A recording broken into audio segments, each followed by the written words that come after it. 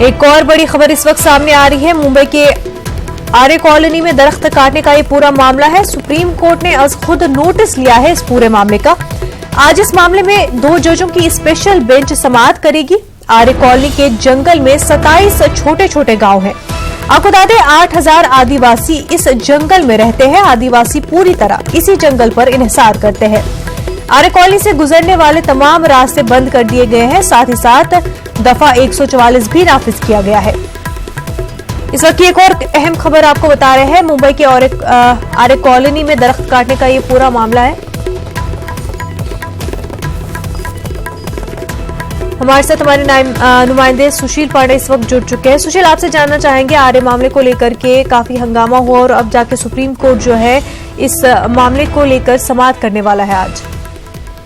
देखिए, इस मामले की स्पेशल बेंच जो है जस्टिस अरुण मिश्रा, जस्टिस अशोक भूषण की बेंच इस मामले की सुनवाई करेगी। क्योंकि मामला काफी गंभीर है और जो स्टूडेंट यूनियन है उन्होंने कल सीजीआई के घर पर इस चीज को लेकर एक पत्र भी लिखा था।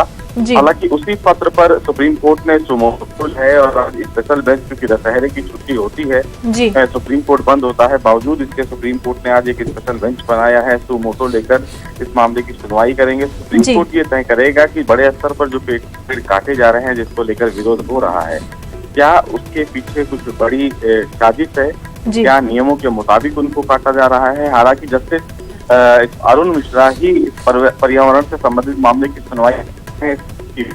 जी क्या है,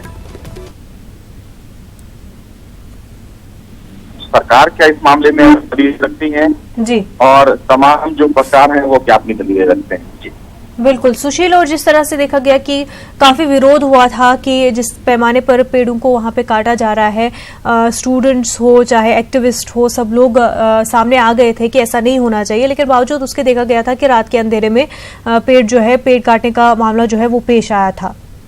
जी बिल्कुल, देखिए मुनज़्ज़र, साफ तौर से पर्यावरण को लेकर सुप्रीम कोर्ट ने पहले स्पष्ट कर दिया है कि वो किसी भी प्रकार से समझौता नहीं कर सकते हैं।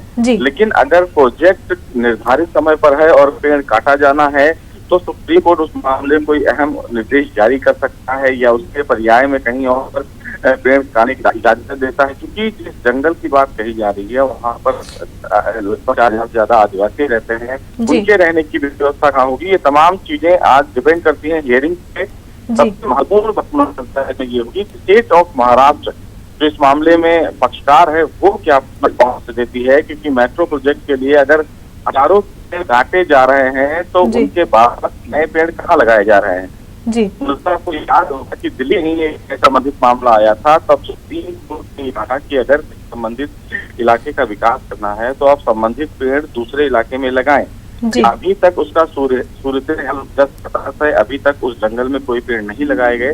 तो इस बाबत भी जानकारी मांग सकता है सुप्रीम कोर्ट। तो काफी इंटरेस्टिंग हियरिंग होगी और सबसे महत्वपूर्ण बात है कि छुट्टियों के दिनों में भी अगर सुप्रीम कोर्ट मामले की सुनवाई कर सकता है तो आप खुद समझ सकती हैं कि मामला कितना गंभीर होगा। जी बिल्कुल सुशील, और काफी जो है लोगों की गिरफ्तारी भी हुई थी, हालांकि अब उनको जमानत भी मिल गई है। तो जिस तरह से अभी दफा 144 नाफिज किया गया है, क्या फिर से वहां पर आज एहतजाज होने के इम्कानात है? ऐसे में अगर सारे स्टूडेंट्स जो है एक्टिविस्ट वहां पर पहुंच जाते हैं तो मजीद इस तरह की गिरफ्तारियां देखने को मिल सकती है?